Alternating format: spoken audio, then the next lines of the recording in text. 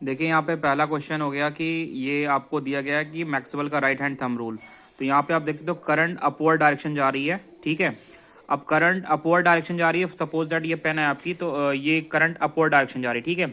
और इसको मतलब साउथ से नॉर्थ जा रहा है और आपको क्या करना है, मैग्नेटिक फील्ड का डायरेक्शन बताना। तो जब आप इसको होल्ड करोगे तो ये आपका जो कर्ल फिंगर है ये क्या शो कर रहा है, ये शो कर रहा है आपका मैग्नेटिक फील्ड की डायरेक्शन, और जो थंब है ये शो कर रहा है करंट की डायरेक्शन।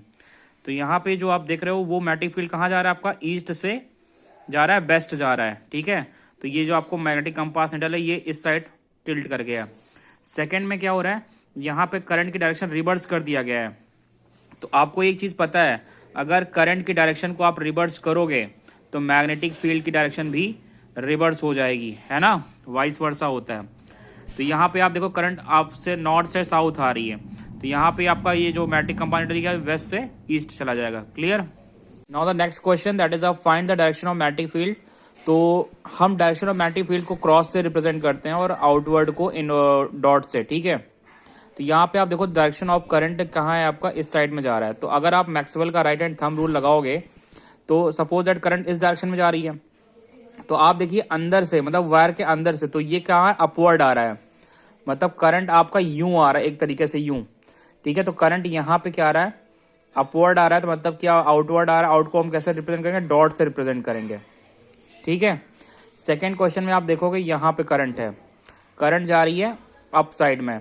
अब यहाँ पे अगर आप थंब एंड रूल लगाओगे मैक्सवेल का, तो ये देखिए इस तरीके से आप रोटेट कर रहे हो, ये आपका करंट का डायरेक्शन है, और आप इसको अंदर से जाओगे, है ना, तो ये इनवर्ड है, और इनवर्ड के लिए हम क्या रिप्रेजेंट करते हैं, क्रॉस रिप्रेजेंट करते हैं। फिर इस क्वेश्चन में देखिए करंट जा रहा है इस साइड में, अब करंट जा रहा है इस साइड में, तो हमको एस पे बताना मैग्नेटिक फील्ड। तो जब आप फिर से इसको पेन को पकड़ोगे यहाँ पे, तो आप अंदर से ऊपर आ रहे हो, बाहर, तो यहाँ पे बाहर आ रहा है, आउटवर्ड आ रहा है, मतलब आउटवर्ड को किससे करेंगे, डॉट से। इस क्वेश्चन में फिर से करंट आ रही है डाउनवर्ड डायरेक्शन में, और जब आप फिर से right hand thumb rule use करोगे तो यहाँ पे क्या रहा है, अंदर से फिर हम ऊपर जा रहे हैं, ऊपर की साइड, तो ये क्या हो गया आपका, फिर से आउटवर्ड हो गया। क्वेश्चन नंबर नेक्स्ट में देखेंगे कि calculate the net magnetic field at point P. तो यहाँ पे दो कंडक्टर्स हैं और दोनों में करंट जा रहा है, और सेंटर पी पे आपको बताना है magnetic field, net magnetic field कितना होगा। तो अगर आप इस कंडक्टर को देखोगे, यहाँ पे करंट जा रहा है, तो आप अगर इसको मैक्सवेल का right hand thumb rule use करेंगे, तो अगर हम ऐसे कर रहे हैं अंदर से, तो ये क्या रहा है, इनवर्ड जा रहा है, और इनवर्ड को हम कैसे रिप्रेजेंट करते हैं, क्रॉस से। इसको अगर हम देखेंगे तो अंदर से जा रहा है और ये अपवर्ड आ रहा है, तो अपवर्ड को हम रिप्रेजेंट करेंगे डॉट से। तो इक्वल एंड अपोजिट, ठीक है, इक्वल एंड अपोजिट हैं, ठीक है। और चार्जेस जब इक्वल एंड अपोजिट हो जाता है तो वो क्या हो जाएगा सर, कैंसल आउट हो जाएगा, और आंसर क्या आएगा, 0।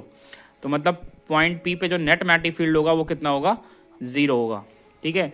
तो ऐसे क्वेश्चंस आपको एग्जाम में देखने को मिलेंगे, ठीक है, प्रैक्टिस करिए इसका। Thank you.